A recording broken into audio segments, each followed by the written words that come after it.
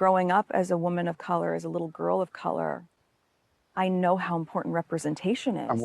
Obviously now people are very aware of my race because they made it such an issue when I went to the UK, but before that, most people didn't treat me like a black woman. So that talk didn't have to happen for me. Everything is paramount. Meghan Markle claiming that family is paramount.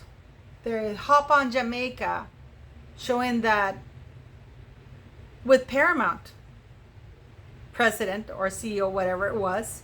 And now Harry has presented the NFL award of whatever it was on a Paramount platform.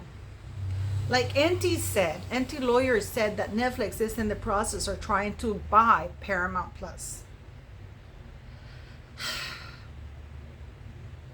It is the cheapest thing that you can possibly be, because we just saw Tucker Carlson interview Putin, right?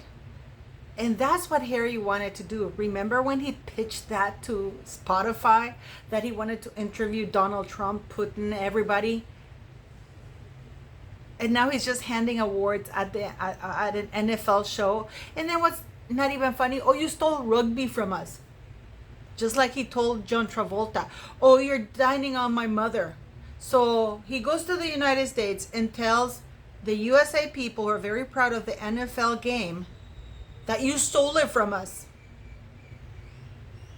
Does this idiot know that he's a foreigner in the US? That there was a war to get rid of monarchy? I mean, and he's getting paid over $200,000 just for showing up there.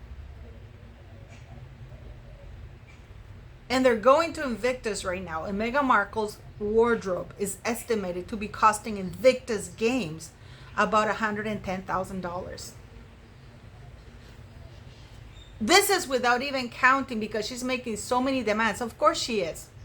They're staying at the most expensive hotel in high season. They're making all sorts of demands. All of that, guys, even the airplane tickets, if they fly commercial and if they fly private, all of that is paid for comes out of Invictus pockets.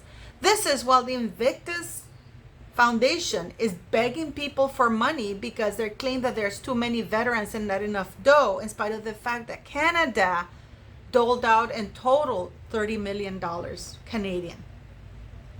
And they have 21 people on the board of directors, highly paid. They're not doing it for free as far as I know. So what is going on with Harry now and Meghan Markle? Because they can't score anything. The only thing they have to keep going is Invictus. Because it's a grift now. It became a business. It's not, you know, we have Prince William raising funds, 15 million pounds for 2 helicopters. And we had Tom Cruise, and proper bona fide triple A-lister, flying to London because he's one of them. He's raising a lot of funds. He's part of the that ambulance, air ambulance. Whereas Harry is being paid a little bit under $200,000 to hand over an award to a football player. But he is the one of making change. We have Meghan Markle popping in, making demands for Invictus, even though she's not really part of Invictus. What is she even doing there?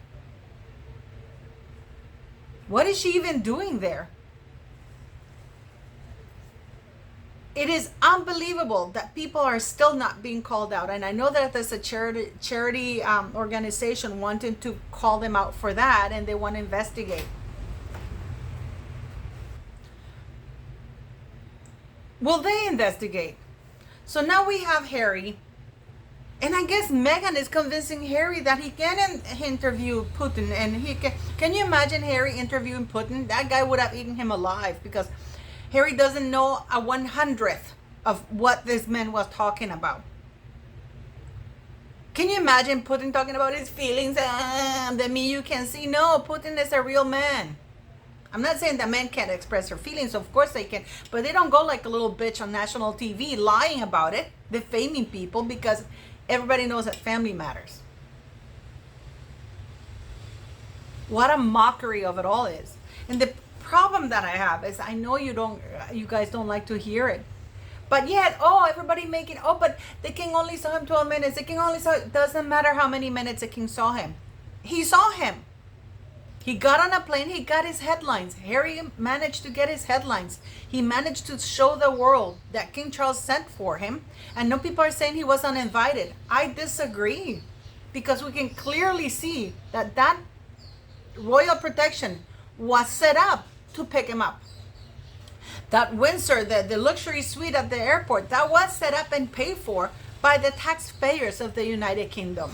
Everything had been organized for him to come and be taken to Clarence House and see the king. So there was planning involved.